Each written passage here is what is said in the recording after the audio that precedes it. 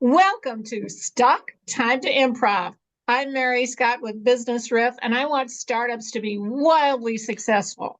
So today we're talking with Marilyn Green, who is an expert on grants. She's going to tell you everything a startup needs to know about grants, or a few of the things, and you'll have to contact her later to get more.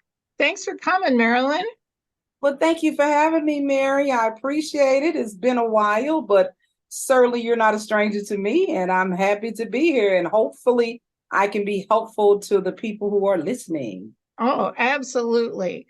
Well, one of the things that startups always want is money, and particularly without strings attached. So let's talk about grants. Where would a startup go to find what kind of grants might be available to them? Well, it just depends. Mainly, I specialize in non-for-profits. And if you're a non-for-profit, you can always go to one of the best places that can show you where to find. I'm so sorry. That can find grants. Is at the St. Louis Library downtown. That big one. I live in Illinois, so forgive me when I'm just saying the big one. The big one downtown. I think it's on Olive. And libraries across the country, your central library in whatever town you're in, that's a Yes, great place to yes, that start.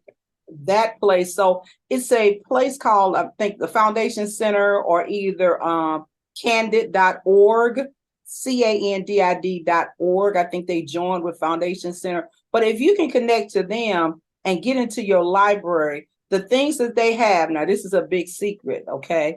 They have something that's absolutely free, okay, that you can go, and even in the one that's in St. Louis or throughout the country, they will help you navigate through this system. Now, this system is so great that it will tell you the grants that's out there. It'll tell you how much money they gave the people that they did fund.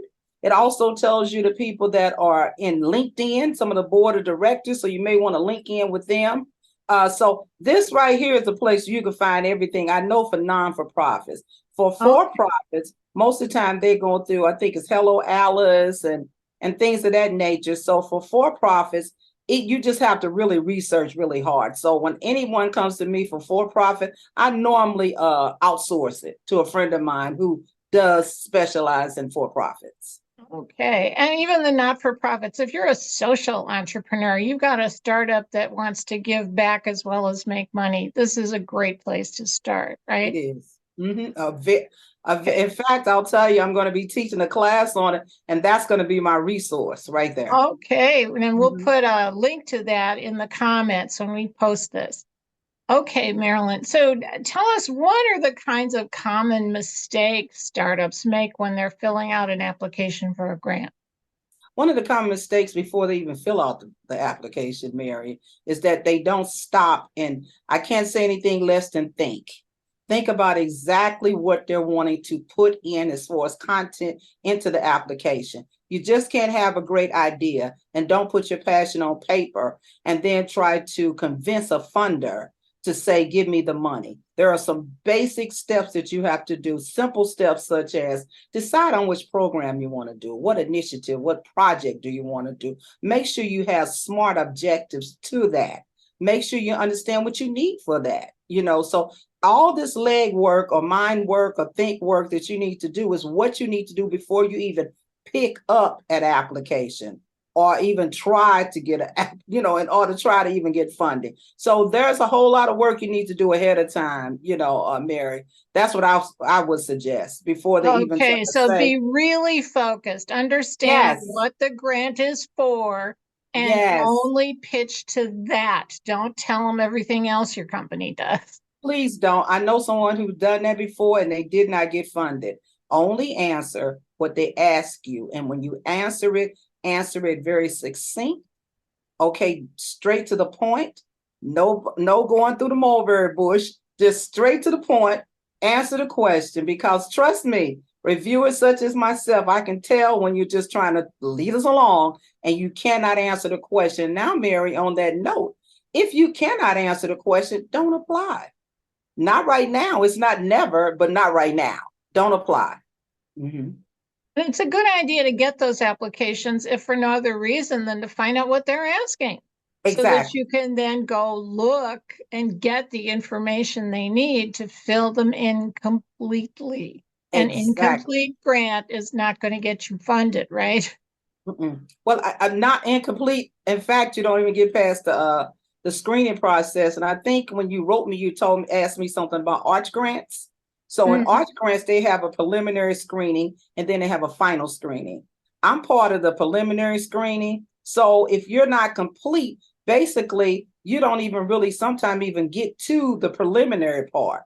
You know, depending what the funder is, they're trying to weed you out. So understand that everything that you do, make sure you do it in excellence because their job is just like an insurance company. They're trying not to give you any money and they're trying to weed out people. So shoot your best shot. Okay. Are there government grants that startups should be aware of, particularly in like the energy sector or the tech sector? You know, and the best thing that I can say just off the top of my head is that that's something that may be Googleable. Okay, that's my word, Googleable. And you have to really just Google and work to find it. And grant mining, which I'm going to give a class on that as well. Like I said, grant mining, grant readiness, and all that. Those are the two things that I'm focusing on this year that show you how to grant mine, show you how to get ready to even do a grant, you know. So yeah, there's not really a place that I can put my finger on to say this is where you can go. Okay. So what other special tips do you have for startups about grants? The special tips I said already, basically, Mary said, please be ready. Please be ready. Don't let your adrenaline have you to write something that you think you should be funded with, and the funder says no.